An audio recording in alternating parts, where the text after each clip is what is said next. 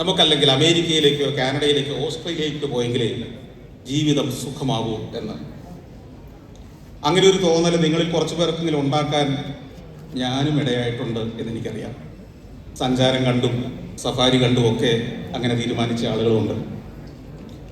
ഞാൻ മഡഗാസ്കറിലൂടെ കഴിഞ്ഞ ഒരാഴ്ച സഞ്ചരിക്കുമ്പോൾ നമ്മുടെ കണ്ണ് നനയിക്കുന്ന കാഴ്ചകളാണ് ഞാൻ കണ്ടത്.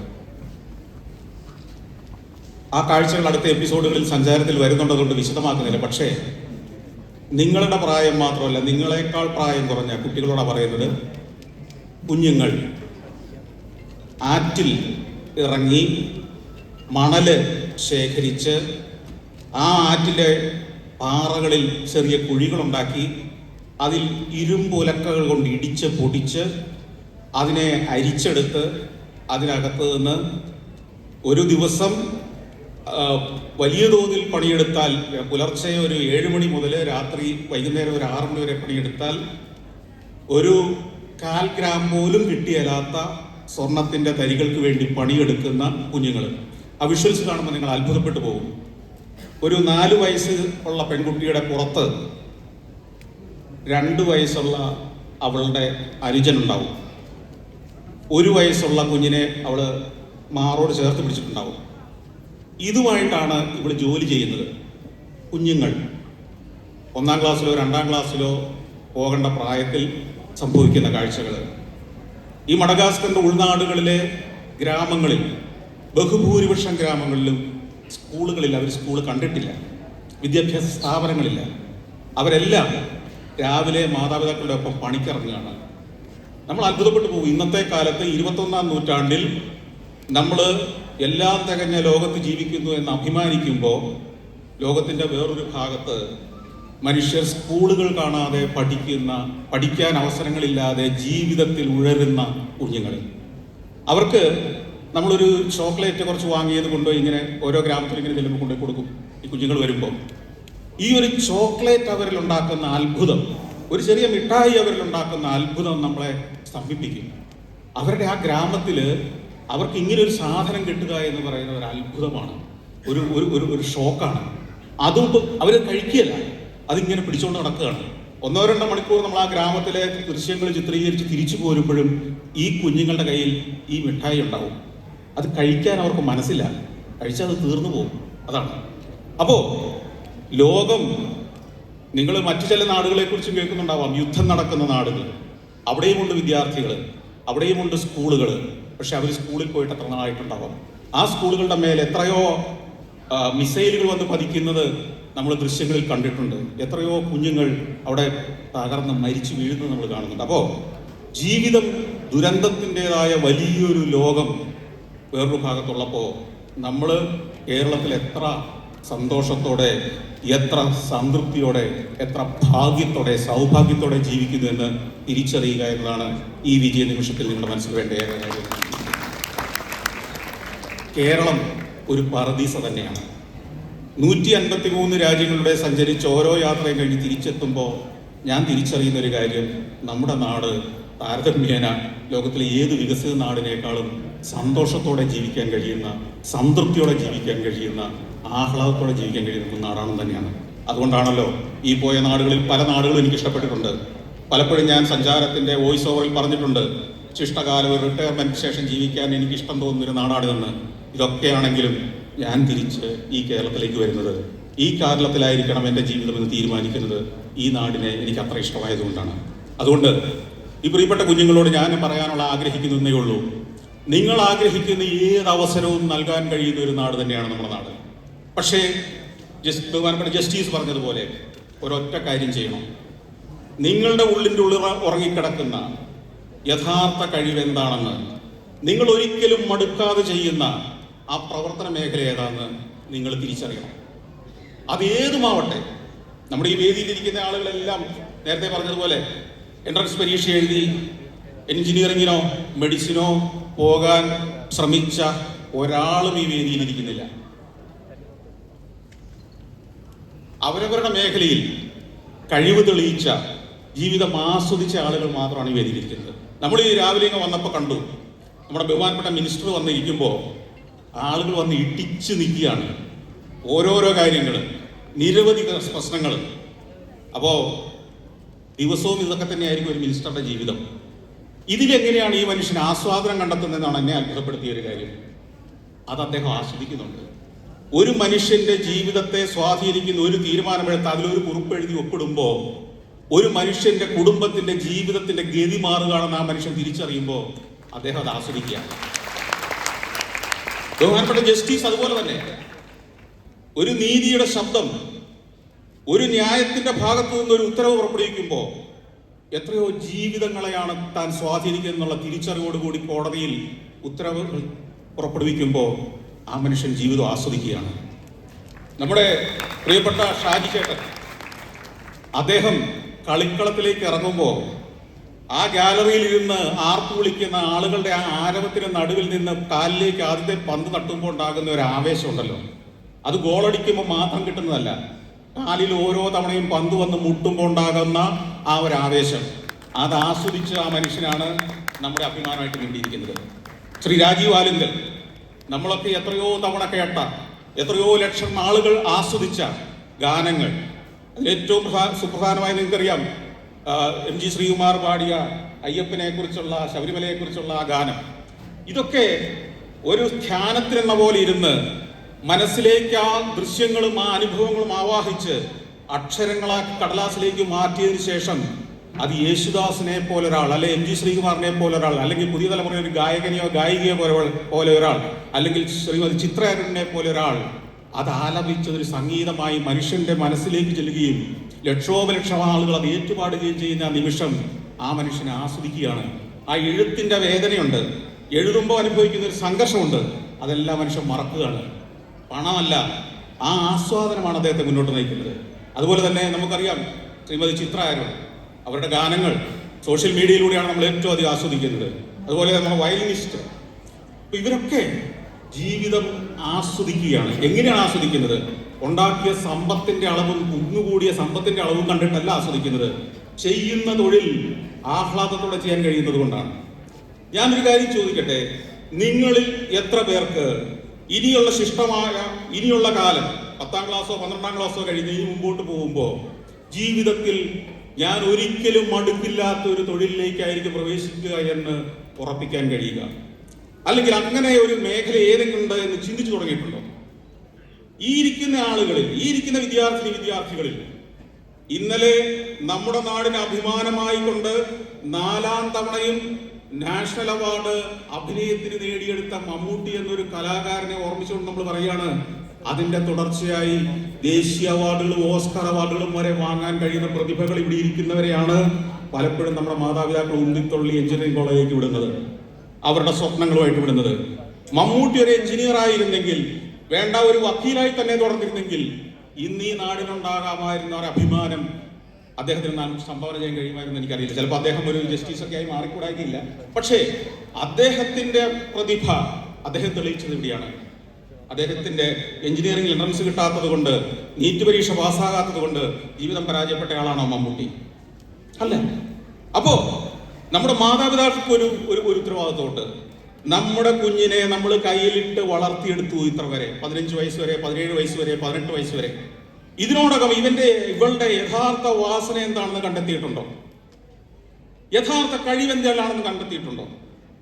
ആ മേഖലയിലെ ഏറ്റവും പ്രതിഭയാക്കി മാറ്റാനുള്ള ഒരു സാഹചര്യം ഒരുക്കലാണ് എൻ്റെ ഉത്തരവാദിത്വമെന്ന് ഏതെങ്കിലും ഒരു മാതാപിതാക്കൾ ചിന്തിക്കുന്നുണ്ടോ? കാലം മാറിയിട്ടുണ്ട്, ചിന്തിച്ചു തുടങ്ങിയിട്ടുണ്ടെന്ന് എനിക്കറിയാം.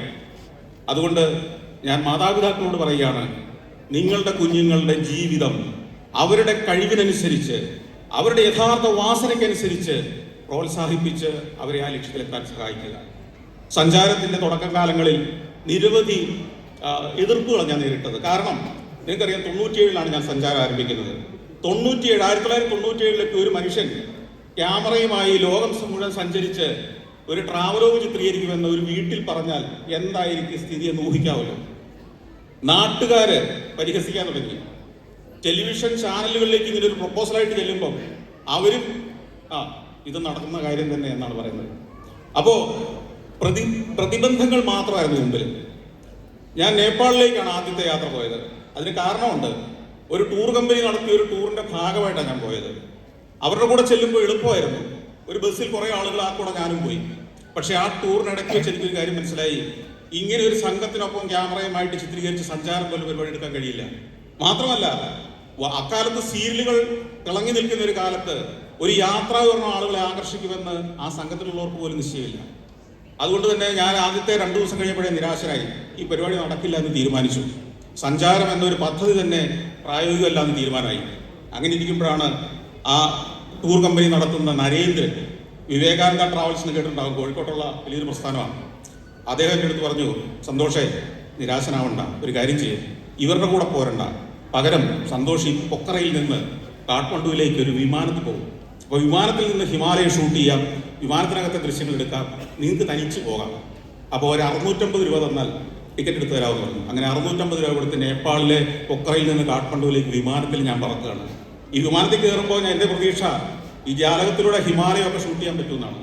കയറിയപ്പോൾ നടുക്കത്തെ ഒരു സീറ്റാണ്, ചെറിയ വിമാനമാണ്, ഒരു ആവറോ വിമാനം, 30-35 പേർക്കേ ഇരിക്കത്തുള്ളൂ അതിനകത്ത്. പക്ഷെ അതിലെ നടുക്കത്തെ സീറ്റ് എനിക്ക് കിട്ടിയ കഷ്ടകാലത്തിന്. അപ്പോൾ ഞാൻ എയർ ഹോസ്റ്റസിനോട് പറഞ്ഞു, എനിക്ക് ഈ സൈഡിലെ സീറ്റ് ഒന്ന് കിട്ടുമോ? അപ്പോൾ അവിടെ ഒരു സീറ്റ്, ഏറ്റവും പുറകിലെ ഒരു സീറ്റ്, ഒരു വിൻഡോ സീറ്റ് ഉണ്ട്, അതിൽ ഇവരുടെ കുറേ ഉപകരണങ്ങളെല്ലാം കെട്ടി വെച്ചിരിക്കുക. അപ്പോൾ എയർ ഹോസ്റ്റസ് ആദ്യം ദേഷ്യപ്പെട്ട് അവിടെ ഇരിക്കാൻ പറഞ്ഞു, സീറ്റ് മാറാൻ പറ്റില്ല എന്ന് പറഞ്ഞു. വിമാനം ടേക്ക് ഓഫ് ചെയ്യുമ്പോൾ ഞാൻ നിരാശയോടെ അങ്ങനെ ഇരിക്കുകയാണ്. കാരണം പടപേടിച്ച് പന്തളത്തിൽ ചെന്നപ്പോൾ പന്തം കൊളുത്തിപ്പെടാന്ന് പറഞ്ഞ പോലെ വിമാനത്തിനകത്ത് എനിക്ക് ഷൂട്ട് ചെയ്യാൻ പറ്റുന്നില്ല, വലിയ ക്യാമറയാണ്. വിമാനം ടേക്ക് ഓഫ് ചെയ്ത് കഴിഞ്ഞപ്പോൾ വീണ്ടും ഈ എയർ ഹോസ്റ്റസ് വന്നു. ഞാൻ വീണ്ടും ആവശ്യപ്പെട്ടു, അവർ പറഞ്ഞു അവിടെ ഇരിക്കാൻ പറഞ്ഞു. ഇവർ മുമ്പോട്ട് പോയി. കുറച്ച് കഴിഞ്ഞ് തിരിച്ചു വന്നിട്ട് എന്നോട് പറഞ്ഞു മുമ്പോട്ട് വരുമെന്ന് പറഞ്ഞു. അപ്പം ഞാൻ വിചാരിച്ചത് മുമ്പിൽ ഏതൊരു സീറ്റ് ഒഴിഞ്ഞു കിടപ്പുണ്ടെന്നാണ്. മുമ്പോട്ട് കൊണ്ടുപോയി അവർ ആ കോക്പിറ്റിൻ്റെ വാതിൽ തുറന്നു. എന്നിട്ട് പറഞ്ഞു പൈലറ്റ് വിളിക്കുന്നുണ്ട്. അപ്പം ഞാൻ പറഞ്ഞു വേണ്ട വേണ്ട വേണ്ട വേണ്ട, ഞാൻ ഷൂട്ട് ചെയ്യുന്നില്ല. അപ്പോൾ ഈ വിമാനത്തിനകത്ത്, അക്കാലത്ത് വിമാനത്താവളത്തിൽ പോലും ഷൂട്ട് ചെയ്യാൻ ഇന്ത്യയിൽ അനുവാദമില്ലാത്ത കാലത്താണ് ഒരു ക്യാമറയുമായിട്ട് ഞാൻ ഇങ്ങനെ വിമാനത്തിനകത്തിരിക്കുന്നത്. അപ്പോൾ അതിന് എന്തോ പണിഷ്മെൻ്റ് ഉണ്ട് എന്ന് തീരുമാനിച്ചു ഞാൻ. അവർ പറഞ്ഞല്ല ചെല്ലു. ഞാൻ ആ വാതിലിന് അടുത്തേക്ക് ചെന്നു, മുമ്പോട്ട് നോക്കി. അപ്പോൾ പൈലറ്റ് അന്നൊരു 50-52 വയസ്സുള്ള ഒരു ആളാണ്. അദ്ദേഹത്തോട് ചോദിച്ചു എന്താ അവിടെ പരിപാടി, എന്താ കയ്യിലൊരു ക്യാമറ? അപ്പോൾ ഒരു ധൈര്യത്തിൽ ഞാൻ പറഞ്ഞു, ഞാൻ ഒരു യാത്രാ വിവരണം ഒരു ടെലിവിഷന് വേണ്ടി ചിത്രീകരിക്കാൻ ഇറങ്ങി പുറപ്പെട്ടതാണ്. ഇന്ത്യയിൽ നിന്നാണ് വരുന്നത്, ഇന്ത്യയുടെ തെക്കേ അറ്റത്തു നിന്നാണ്. ഇന്ത്യയിലെ മില്യൺസ് ഓഫ് ആളുകൾക്ക് ലോകം എന്താണെന്ന് കാണിച്ചു കൊടുക്കാൻ വേണ്ടി ഒരു ട്രാവൽ പരിപാടി ഞാൻ ആരംഭിക്കുകയാണ്. അതിൻ്റെ ആദ്യത്തെ രാജ്യമായിട്ട് ഞാൻ തിരഞ്ഞെടുത്തത് നേപ്പാളാണ്. പക്ഷെ നിർഭാഗ്യവശാൽ എനിക്ക് വിൻഡോ സീറ്റ് കിട്ടാത്തത് കൊണ്ട് നിങ്ങളുടെ നാടിൻ്റെ ഗ്രാമങ്ങൾ ചിത്രീകരിക്കാൻ എനിക്ക് പറ്റുന്നില്ല. അപ്പോൾ അദ്ദേഹത്തിൻ്റെ അടുത്ത് തിരിച്ചു ഒന്നോടെ എൻ്റെ അടികൂടി ഒന്ന് നോക്കിയിട്ട് ചോദിച്ചു, ആ കൂടിയിരിക്കുന്ന ജനത്തിൻ്റെ ഇടയ്ക്ക് നിന്നിട്ടാണോ താൻ ഈ നേപ്പാളിൻ്റെ സൗന്ദര്യം ഒപ്പിയെടുക്കാൻ വന്നിരിക്കുന്നത്? ഒരു കാര്യം ചെയ്യാൻ, ഇവിടെ ഇരിക്കും, എൻ്റെ കൂടെ ഇവിടെ ഇരിക്കാൻ പറ്റുമെന്ന് ചോദിച്ചു. അപ്പോൾ കോക്പിറ്റിൽ ഓൾറെഡി 2 പേരുണ്ട്, പൈലറ്റും കോ പൈലറ്റും ഉണ്ട്. അപ്പോൾ ഞാനിങ്ങനെ ശങ്കിച്ചപ്പോൾ അദ്ദേഹം പറഞ്ഞു ആ ഡോർ അടയ്ക്കാൻ പറഞ്ഞു. കോക്പിറ്റിൻ്റെ ഡോറങ്ങ് അടച്ചു. അപ്പോൾ അതിലൊരു സീറ്റുണ്ട് മടക്കി വെച്ചിരിക്കുന്നത്, നിവർത്തിടാൻ പറഞ്ഞു. നിവർത്തിയിട്ടു. അവിടെ ഇരിക്കാൻ പറഞ്ഞു, ഞാനിരുന്നു. ഇനി ഷൂട്ട് ചെയ്തോളാൻ പറഞ്ഞു. അപ്പോൾ ഈ കോക്പിറ്റിൽ ഇരുന്നുകൊണ്ട് ഷൂട്ട് ചെയ്യാൻ വലിയ പാടാണ്, കാരണം വിൻഡോ ഒക്കെ ഇത്തിരി അകലെയാണ്. അപ്പോൾ കുറച്ച് കഴിഞ്ഞപ്പോൾ എൻ്റെ അസ്വസ്ഥത മനസ്സിലാക്കിയപ്പോൾ അദ്ദേഹം ചോദിച്ചു ഇരുന്നുകൊണ്ട് പറ്റുന്നില്ല അല്ലേ? ഞാൻ പറഞ്ഞു പറ്റുന്നില്ല. നീ എഴുന്നേറ്റ് നിന്നോളൂ. എഴുന്നേറ്റ് നിന്നു. അപ്പോൾ ഈ മുമ്പിലെ വിൻഷീൽഡിലൂടെ ഞാൻ ഈ ഗ്രാമങ്ങൾ, മനാഖാമന ക്ഷേത്രം, ഗൂർഖാലാൻഡ്, ഇങ്ങനെയുള്ള പ്രദേശങ്ങളൊക്കെ കടന്നു പോകുമ്പം ഹിമാലയത്തിൻ്റെ പർവ്വതമുടികളൊക്കെ ഇങ്ങനെ ചിത്രീകരിച്ചുകൊണ്ടിരിക്കുകയാണ്. സന്തോഷമായി. ഇടയ്ക്ക് ഞാൻ പൈലറ്റിൻ്റെ ഷോട്ടുകൾ എടുക്കും, അദ്ദേഹത്തെ ഒരു അഭിമുഖം നടത്തും, അദ്ദേഹത്തിൻ്റെ പേര് ചോദിക്കും. അദ്ദേഹം പറഞ്ഞു എൻ്റെ പേര് രക്തൻ ബഹാദൂർ. അപ്പോൾ രക്തൻ ബഹാദൂർ ലാമിച്ചാനെ എന്നാണ് മുഴുവൻ പേര്. അപ്പോൾ അതൊക്കെ ഞാൻ ഷൂട്ട് ചെയ്ത് വെച്ചു. കോ പൈലറ്റിൻ്റെ ഷൂട്ടൊക്കെ എടുത്തു. അത് കഴിഞ്ഞ് ഇങ്ങനെ പോകുമ്പോൾ താഴെ വലിയൊരു ക്ഷേത്ര കോംപ്ലക്സ്. ഈ ക്ഷേത്ര കോംപ്ലക്സ് എത്തുമ്പോഴത്തേക്ക് ഞാനിങ്ങനെ ഷൂട്ട് ചെയ്തുകൊണ്ടിരിക്കുമ്പോൾ പെട്ടെന്ന് അങ്ങ് കടന്നുപോയി. ഉടനെ അദ്ദേഹം എൻ്റെ അടുത്ത് ചോദിച്ചു ആ ക്ഷേത്രം അത് മനസ്സിലായോ? വളരെ പ്രശസ്തമായ ക്ഷേത്രമാണ്, മനാക്കാമന ക്ഷേത്രം എന്ന് പറയും. ഞാൻ പറഞ്ഞു മുഴുവൻ കിട്ടിയില്ല. ആ കിട്ടിയില്ലേ പറയണ്ടേ? അയാൾ ഈ വിമാനം ഒന്ന് ശരിച്ചു. എന്നോട് ചോദിച്ചു കിട്ടുന്നുണ്ടോ? ഞാൻ പറഞ്ഞു കിട്ടുന്നുണ്ട്. ആ എടുത്തോളൂ. ഞാൻ അങ്ങനെ എടുത്തു. അങ്ങനെ നല്ല മനോഹരമായ കാഴ്ചകൾ വരുമ്പോൾ അത് ഞാൻ പകർത്തണമെന്ന് അദ്ദേഹത്തിന് തോന്നുമ്പോൾ അദ്ദേഹം വിമാനം ഒന്ന് ചിരിച്ചു തരും. ഞാൻ പയ്യെ ഷൂട്ട് ചെയ്യും. ഇങ്ങനെ ഞങ്ങൾ കാഠ്മണ്ഡുവിലെത്തുന്നു. കാഠ്മണ്ഡുവിൽ വിമാനം ലാൻഡ് ചെയ്യുന്നതുൾപ്പെടെയുള്ള ദൃശ്യങ്ങൾ പകർത്തിയെടുത്ത് അദ്ദേഹത്തിന് ഞാൻ നന്ദി പറഞ്ഞു. എല്ലാവരും ഇറങ്ങി. ഞാൻ ഏറ്റവും അവസാനമായിട്ട് ഇറങ്ങുക. അദ്ദേഹം പറഞ്ഞു, പൈലറ്റ് പറഞ്ഞു ആ ഗോവണിയുടെ ചുവട്ടിൽ നിൽക്കണം, ഞാനങ്ങ് വരുന്നുണ്ട്. കുറേ നേരം ഞാൻ പുറത്തിറങ്ങി കാത്തു നിന്നു. അപ്പോൾ പൈലറ്റിന് വരാൻ ഇച്ചിരി സമയം എടുക്കും, കുറച്ച് എന്തൊക്കെ നോട്ടൊക്കെ പ്രിപ്പയർ ചെയ്ത് അവിടെ വെക്കണമെന്നുണ്ടെന്ന് തോന്നുന്നു. ഇത്തിരി കഴിഞ്ഞപ്പോൾ പൈലറ്റും കോ പൈലറ്റും കൂടെ ഗോവണി ഇറങ്ങി വന്നു. ഞാൻ കാത്തു നിൽക്കുകയാണ് അവിടെ അക്ഷമനായിട്ട്. അദ്ദേഹം ഒരു ചെറിയ ഓട്ടോ ഫോക്കസ് ക്യാമറ അന്നത്തെ കോ പൈലറ്റിൻ്റെ കയ്യിലേക്ക് കൊടുത്തു. എന്നിട്ട് കോ പൈലറ്റിനോട് പറഞ്ഞു ഞങ്ങൾ രണ്ടുപേരും കൂടി വിമാനത്തിന് മുമ്പിൽ നിൽക്കുന്ന ഒരു ഫോട്ടോ എടുക്കണം. എന്നെ അങ്ങ് പിടിച്ച് മാറ്റി നിർത്തി വിമാനം പശ്ചാത്തലത്തിൽ കിട്ടത്തക്ക പോലെ, ഒരു പഴഞ്ചൻ വിമാനമാണ്, പക്ഷെ അത് പശ്ചാത്തലമായി കിട്ടത്തക്ക പോലെ ഈ രത്തൻ ലാമിച്ചാനി എന്ന പൈലറ്റ് ഞാനിവിടെ ചേർന്ന് നിൽക്കുന്നൊരു ഫോട്ടോ എടുത്തു. അപ്പോൾ അദ്ദേഹം എന്നിട്ട് എന്നോട് പറഞ്ഞു, നിങ്ങളുടെ ഫോട്ടോ ഞാനെന്തിനെ എടുത്തത് നിങ്ങൾ സംശയിക്കുന്നുണ്ടാവാം.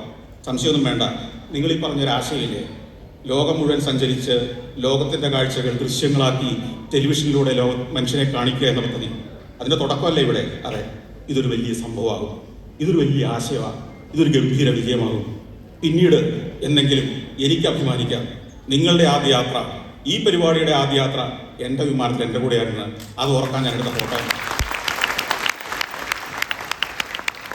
ഈ സഞ്ചാരം നടക്കില്ല എന്ന് നാട്ടുകാരും വീട്ടുകാരും ഒക്കെ പറയുകയും കൂടെ സഞ്ചരിച്ചവർ പോലും ഉത്സാഹപ്പെടുത്തുകയും ചെയ്തപ്പോൾ ആകാശത്ത് നിന്ന് ഭൂമിയെ കണ്ട ഒരു മനുഷ്യൻ എന്നെ ചേർത്ത് നിർത്തിയിട്ട് പറഞ്ഞു, ഇതൊരു വിജയമാകും.